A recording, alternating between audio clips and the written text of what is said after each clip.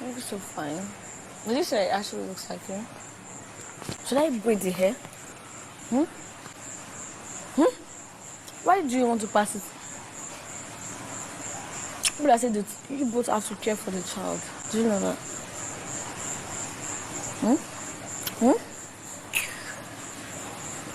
Hello? I may seem as though Kola wants punishment upon punishment. He wants to drop the baby.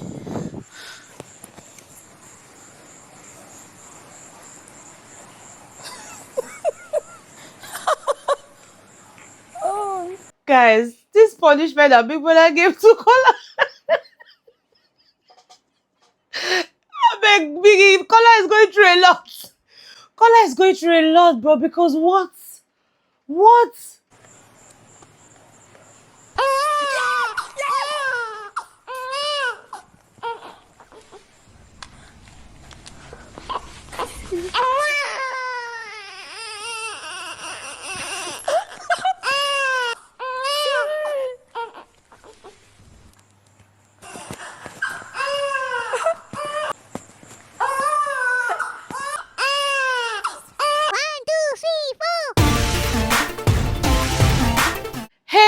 Hey Bethans, welcome back to my channel. My name is Austin Betha and I'm so glad to have you here. Now, if this is your first time coming across my page, you are definitely welcome. Please make sure to hit on the subscribe button before you leave and also give this video a very big thumbs up right now, okay? And of course, to my returning Bethans, thank you for always coming back to watch me. I do not take it for granted. I love you so much. You guys are the absolute loves of my life. My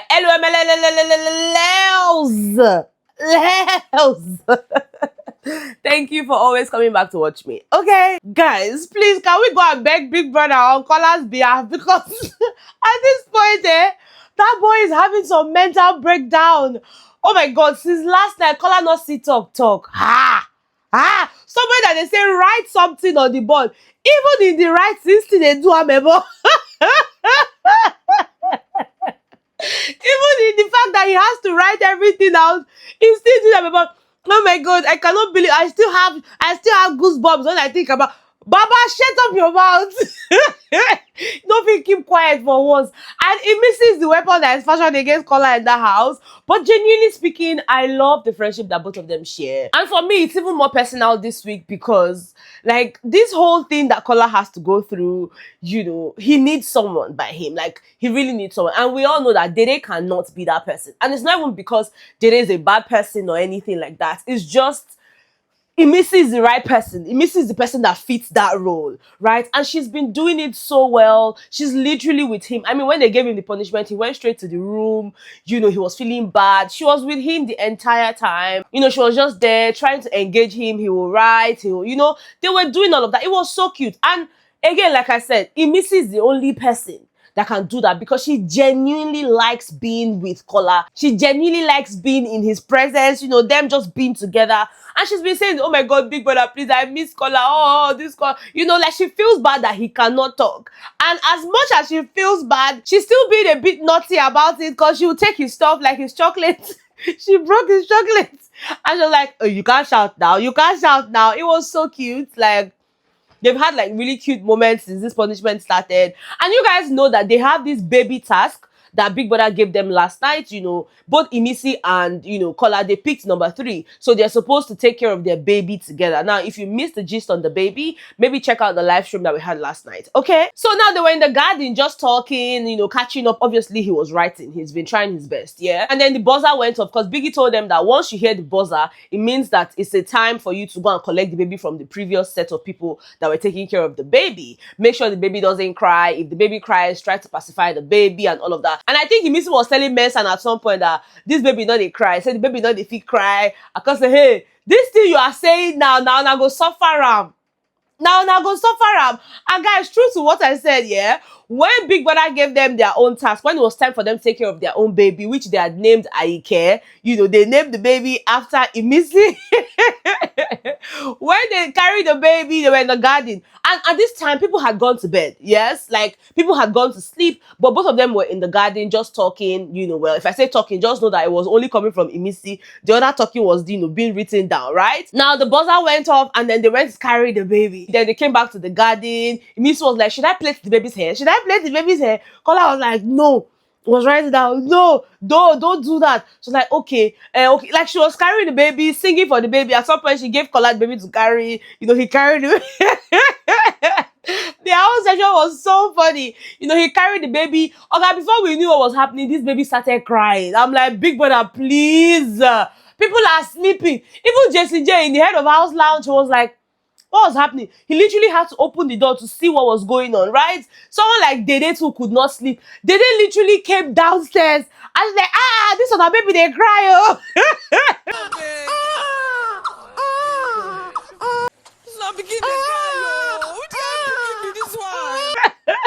This other baby, they disturb. What did they happen? So she saw like the ribbons they put on there. She's like, now these things they make the pikin cry. Remove these things. Remove these things. Like they removed it. The baby was still crying. Oh my God, guys!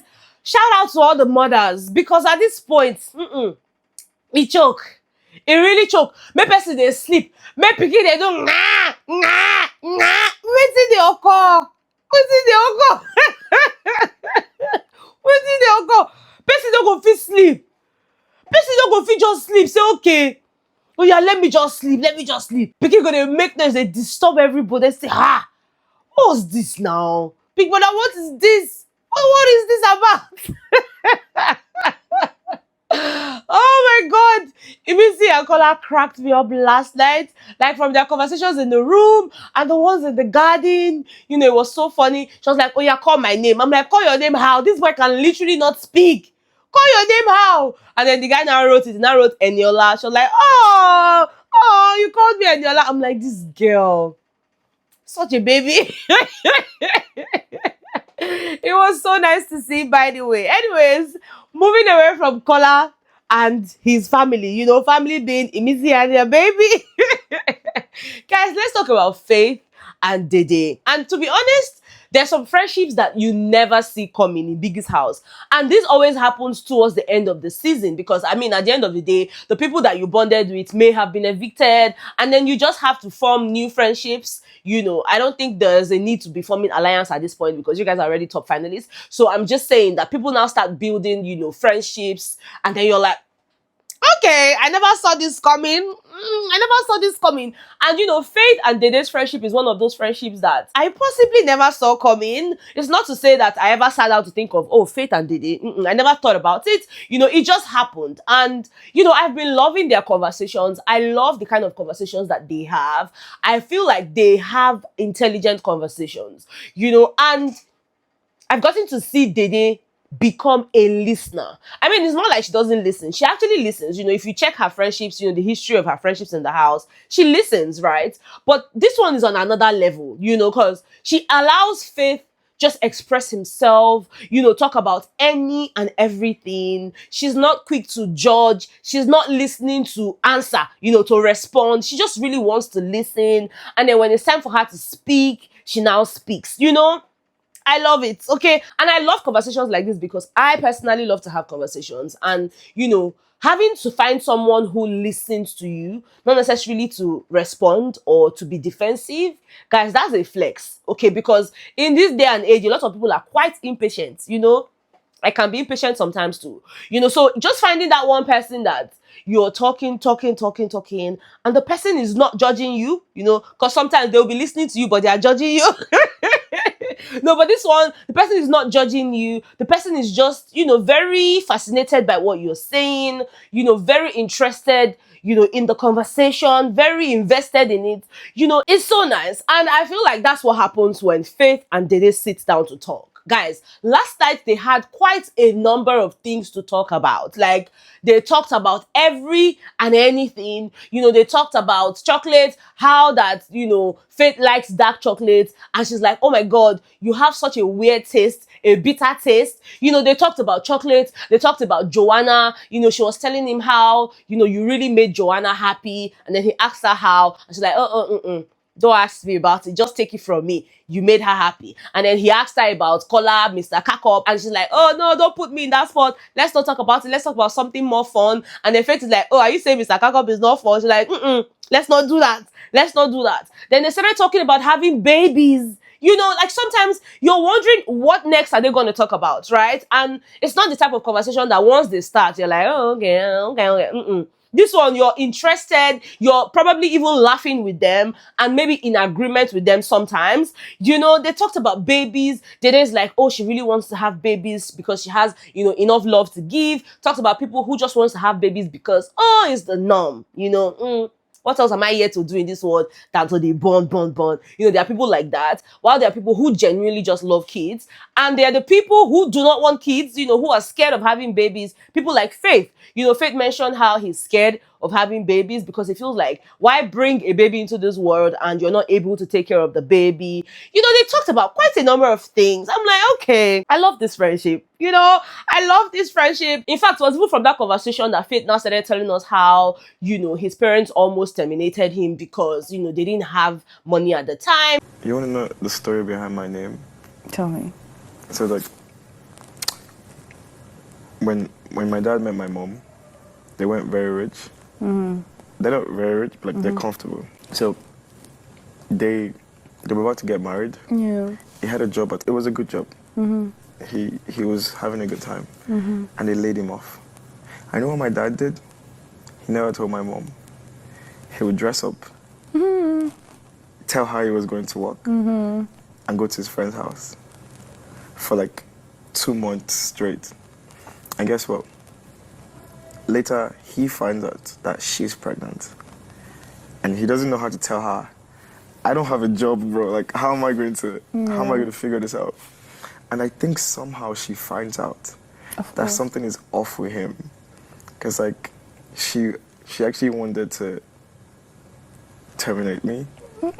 No. Like, and it wasn't out of malice. Oh, yeah. In my head, it was a thing of, if we can't take care of him, why are we bringing him here? Yeah. Guys, I genuinely enjoyed the conversation. For me to be remembering what they were saying, you know, just know that I was a part of it, you know. They talked about different things at different points in time. In fact, at some point, he digressed and started talking about how when you pour oil in a glass cup, you know, you fill the cup up to the brim, you know, with oil. You put another glass in the one that has the oil. Once you put lights, the smaller glass disappears. You know, it doesn't show because when the light comes, it bends. I'm like, okay, they not teach me all these things for school, but okay, I know the learner. I know the learner. You put it, and I go practice them on the day where I get careless oil. Because oil costs. Oil costs. And now, if I go pour can go put another glass. What if the particles of the glass can go scatter inside my oil? I don't want to say it's fried dodo. I may not be cooking oil. Who's oil? Is it NG oil? I mean, a hair growth oil. Who's sure? Because it not called specified one. So I don't really know. Sometimes I dey like try some kinds out, but based on saying not really tell me the one, I not go try am. I not go oil cost. But yeah, guys, let me know what you think about, you know, Dede's friendship with Faith. You know, did you see it coming? Did you listen in on their conversations last night? Because I felt like it was such an interesting conversation. And I love this friendship. To be honest with you guys, I genuinely love it. You know, and then also let me know what you think about Kola. My Kola sticker, Kola Nwa. Kola is going through a lot. Biggie, please. Biggie, please. Temper, I mean, that tamper justice with Bessie. Now you cause I'm calling you to talk. You two talk. And I saw that some of you were saying, oh, he told somebody about the whole, you know, buying immunity, that Capable bought immunity. He did not tell somebody. It was just a conversation he was having with Capable. You know, he was like, Capable, are you sure that he's not buying immunity? You know, it was just something he said in the spur of the moment. It's not, oh, I know that you bought immunity. No. And that was not why Biggie punished him. Okay, Biggie punished him because of that part where he said, I cannot tell you what they told me, but just know that whatever they told me, I declined. That was why. That was why. Him talking to Capable and saying, oh, you sure say you not buy immunity, that the way you pick. Like, he didn't know that. He was just, you know, talking. It's not, I don't think that that's why Biggie punished him. Because, I mean, I'm free to think anything.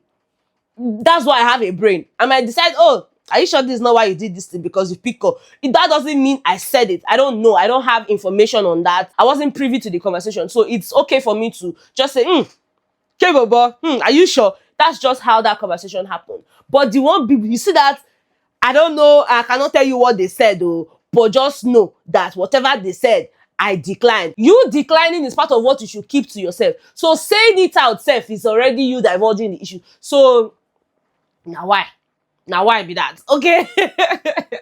Anyways, guys, thank you so much for watching. If you enjoyed watching this video, please make sure to give it a thumbs up. Subscribe to my channel if you haven't done that already. And of course, I'll see you guys on the next one. Okay.